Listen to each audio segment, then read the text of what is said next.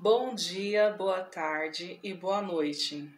Eu não sei qual que é o período do dia que você está vendo esse vídeo, podendo ter nesse tempo, né, para poder compartilhar esse vídeo comigo, né, da palavra do Senhor. Então eu estou aqui para poder compartilhar com você um pouquinho do versículo que me impactou essa semana. Essa semana eu estava lendo aqui Timóteo, né? 1 Timóteo, capítulo 4 e o versículo 16, que é uma carta na qual Paulo ele escreve para Timóteo, dando as orientações, né? E o que ele tem falado nesse versículo é o seguinte: se você puder abrir a sua Bíblia, aí em 1 Timóteo, capítulo 4, versículo 16, você pode estar acompanhando comigo. Você vai perceber que a nossa Bíblia tem a mesma tradução. Tem cuidado de ti mesmo e da doutrina. Persevera nessas coisas, porque fazendo isso te salvará tanto a ti mesmo como aos que te ouvem. Amém? Esse versículo, ele é muito simples. Ele já diz o cuidado que nós temos que ter com nós mesmos. Nós precisamos cuidar do templo do Espírito Santo de Deus.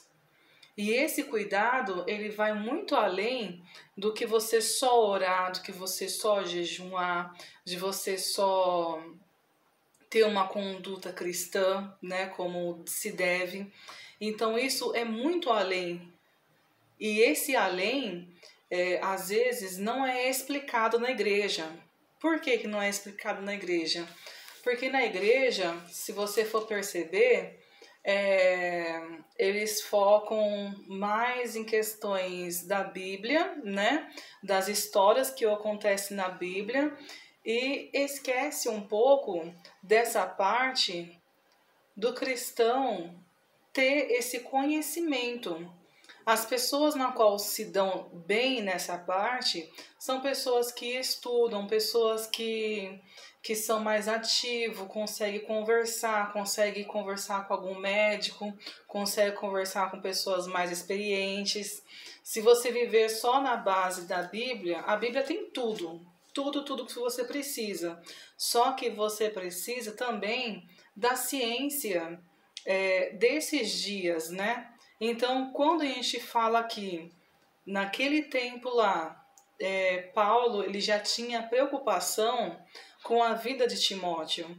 Então, Paulo ele sabe que a vida espiritual ela não anda sozinha, que a vida espiritual ela precisa também da vivência social e da vivência com você mesmo. Às vezes nós somos uma bênção na igreja, mas não conseguimos tomar uma atitude para o bem de nós mesmos. Estamos doentes, estamos com problemas tanto mentais como físico. E esses problemas vão nos sufocando e chega uma hora que ela vai afetar também a parte espiritual. Então, essas pessoas na qual você vê que estão se desgastando, pessoas que estão às vezes saindo da igreja, porque ela está com a vida dela na parte física prejudicada. Por quê? Porque ela só foca apenas na parte espiritual. E infelizmente na igreja, principalmente as igrejas pentecostais, elas ainda não conseguiram juntar essas partes. Elas só visam apenas a parte espiritual, e quando tem na igreja uma palestra, né, com as irmãs, uma palestra com os irmãos, com um adolescente, essas palestras elas são individualizadas e elas parecem que não faz parte nem do culto, né? Aí quando pede para que para você pagar, para você pagar, poder participar, às vezes você não tem condições de estar pagando para poder participar. Então, aquele conhecimento ali que seria uma aula, você infelizmente não tem esse acesso. Que nem eu digo muito isso, porque às vezes é um valor alto, principalmente pelos aqueles que ganham um salário mínimo, né? E aqueles que têm uma condição difícil de poder alcançar. Então, eu acredito que deveria ser mais abordado essas questões. E os líderes eles deveriam estar mais preparados para poder levar isso para o povo. Não ficar apenas focando somente na parte espiritual. Porque se o corpo da pessoa padece, se a mente da pessoa padece, automaticamente vai refletir também na parte espiritual. Então Timóteo, ele tinha esse cuidado com Timóteo, Paulo, ele tinha esse cuidado com Timóteo. Ele estava orientando aqui Timóteo, porque assim, quando você se cuida, você tanto vai se salvar, você vai ter a sua salvação e vai também atrair outras pessoas, porque nós sabemos que o exemplo ele fala muito mais do que falácias, do que falar. Não adianta eu chegar aqui para vocês e falar, aceitem a Jesus como seu único suficiente Salvador, e eu não viver uma vida digna, uma vida que transmite Jesus para as pessoas na qual eu convivo. Então a gente percebe que precisamos estar focados e sabermos que está tudo interligado. Você não é só a sua igreja, você é um corpo, uma alma e um espírito. E você, para poder estar bem espiritualmente, você tem que focar em outras áreas da sua vida, tanto a parte financeira, né, que infelizmente nós sabemos como é difícil conseguir um emprego, ou até mesmo você já tem um emprego, às vezes você está frustrada, você está angustiada naquele emprego e você às vezes não recebe, não é valorizado como se deve. Então nós sabemos que tudo isso acontece, né? Ganhar pouco, né? E você não vê fruto, não vê o crescimento. Então eu posso hoje te falar aqui, ó, em base nesse versículo aqui, que você pode sim se especializar, você pode sim querer melhorar. Isso não é pecado. Isso daqui, ele abriu a minha mente de uma tal forma que eu percebi que eu posso ser abençoada não apenas na área espiritual, eu posso ser abençoada em todas as áreas da minha vida. Basta apenas eu ter ação e agir com consciência. Deus, ele nos instrui, a palavra de Deus, ele está entrando nos nossos corações.